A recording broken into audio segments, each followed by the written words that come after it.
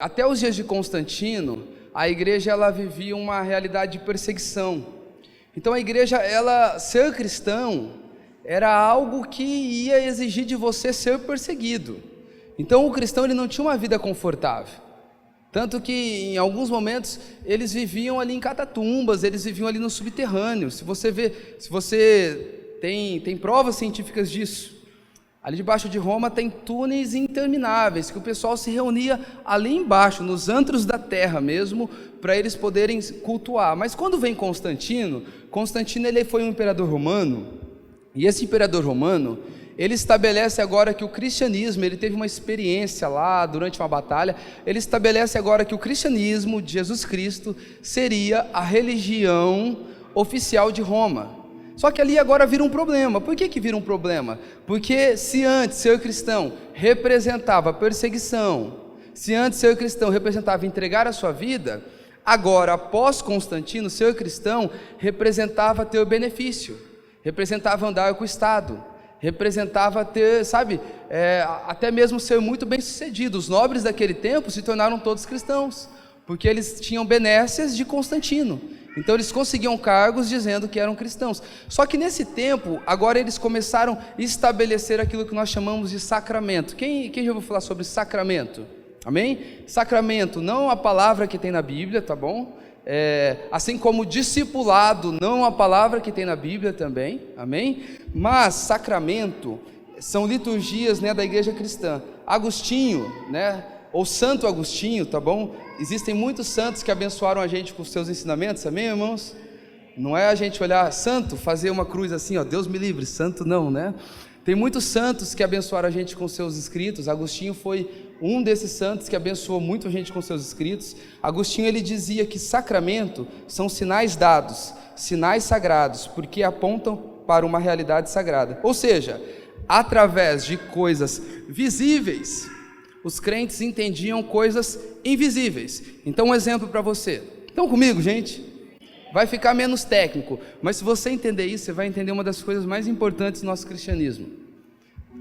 Um exemplo para você, um dos sacramentos, o batismo. Então por que alguém sobe aqui, alguém desce numa piscina, é mergulhado naquela piscina e agora levanta? Então a realidade visível é uma pessoa, ela está sendo mergulhada na piscina. Agora, essa realidade visível, ela está apontando para uma realidade invisível. Qual que é a realidade visível? É que essa pessoa ela está morrendo para o velho homem e ela está se levantando para a nova criatura. Então, esses são os sacramentos. São sinais visíveis que apontam para realidades invisíveis. Só que aqui no tempo de Constantino, a igreja naquele tempo começou a crescer tanto, e eles começaram a estabelecer mais sacramentos que beneficiavam a igreja, porque sacramentos são liturgias sagradas. Então a gente vai olhar para a igreja daqueles dias, ela tinha 7 sacramentos. Ela tinha confissão para o padre, matrimônio, extrema-unção, confirmação, ordens, e aí ela tinha a ceia e o batismo. Mas olha só, agora vem os reformadores, ali por Lutero, que não foi o primeiro, já havia movimentos muito, acho que há 200 anos ali, praticamente antes de Lutero, já tinham movimentos de pessoas para reformar a igreja naqueles dias. E agora eles simplesmente olham para aqueles sacramentos, eles olham para a Bíblia, e agora a igreja fica só com 2 sacramentos, que é o que nós cremos hoje, que é o batismo e a ceia. O batismo, ele representa que eu morri para mim, agora eu vivo para Cristo. E a ceia representa essa mesa, esse banquete, onde os crentes, onde os salvos, eles se alimentam. Aqui na origem, a gente sempre fala, olha, irmão, para você comer da ceia, você não precisa ser batizado. É uma realidade, porque a Bíblia não diz que você tem que ser batizado. Mas, ao mesmo tempo, ao meu ver, não faz sentido alguém se assentar à mesa do Senhor, sendo que não deseja ser batizado.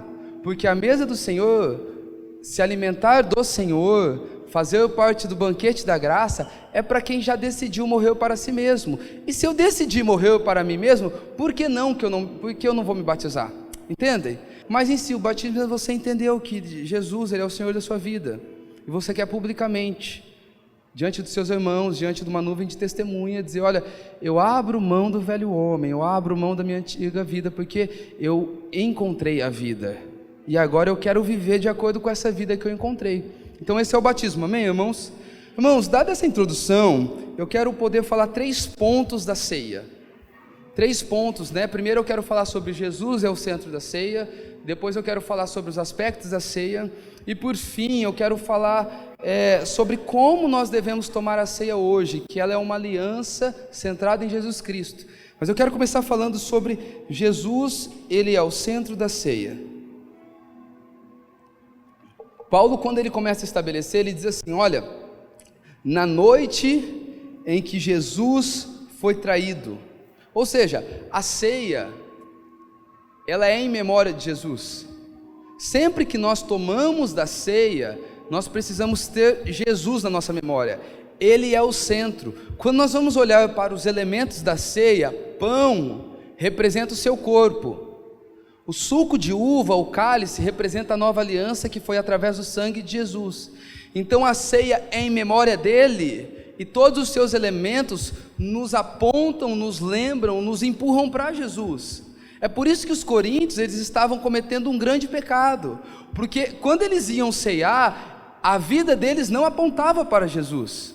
Então a primeira coisa que nós precisamos entender: Jesus é o centro da ceia. Quando nós estamos aqui como igreja, em volta dessa mesa, nós precisamos entender, essa mesa só foi possibilitada por conta dele, Jesus, seu sacrifício, seu sangue vertido na cruz. Hoje nós participamos dessa realidade visível, mas apontando para uma invisível. E qual é a invisível? É que Jesus é um banquete para os seus filhos, é que um dia nós vamos nos assentar nessa mesa com Jesus, é com ele que nós vamos nos assentar. E eu quero falar um pouco sobre o pão, né? Ele diz no verso 24: isto é o meu corpo que é dado por vocês. Então por que nós comemos desse pão? Jesus, o próprio Jesus, ele disse: olha, este é o meu corpo. Então nós nascemos de novo, e nessa nova realidade invisível existe um alimento, e esse alimento é o próprio Cristo. Cristo é o nosso alimento, e aquele que se alimenta dele não tem mais fome. Ele mesmo vai dizer: olha, eu sou a água viva, aquele que bebe de mim já não tem mais sede. Então não tem mais sede porque a gente pode encarar de 2 maneiras: ou porque ele é uma água que a gente bebe uma vez e ele é tão suficiente que não dá mais sede, ou então ele é uma fonte que todas as vezes que nós queremos beber ele tem mais, e por isso a gente não passa sede. Mas o fato é que ele é pão para os famintos, ele é fartura para as famílias. E quando eu comecei falando sobre a curva lá de Constantino, quando Lutero ele começa o movimento ali da reforma, Lutero, quando ele olha para a ceia, quando ele olha para o pão, quando ele olha para esse sacramento, ele tem um entendimento que ele é chamado de consubstanciação. Alguém já ouviu isso? Consubstanciação? Algumas pessoas já ouviram esse termo. E o que é a consubstanciação? Ele cria que Jesus estava nos elementos. Então todas as vezes que você comia do pão, você bebia do vinho, Jesus estava nesse alimento. Agora, os nossos irmãos católicos, eles creem que Jesus ele virava os alimentos, era fisicamente. Então você deve ter ouvido falar da Eucaristia. Eu creio aqui que tem muitos irmãos, pode ser até que tenha algum irmão católico aqui no nosso meio, ou o Guilherme mesmo, o Gui era coroinha, né? O Gui, ele era o discípulo do padre lá nos dias dele, né? Cadê o Gui? Não está aqui dentro? A Nai tá, né, Nai? O Gui ia virar padre, né, Nai?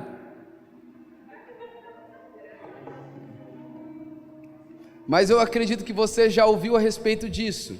Eles criam, tanto que tem testemunhos, eu não sei se você já ouviu falar a respeito disso, de pão que virou o próprio corpo ali de Jesus, que sangrou. Alguém já viu? Tem reportagens sobre isso, inclusive tem vídeos sobre isso. Então eles criam que o pão mesmo, ele virava o corpo de Jesus.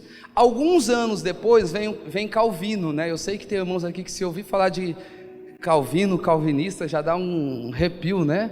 Mas Calvino ele cria de que maneira? Ele cria que quando nós ceiávamos, Jesus estava presente espiritualmente.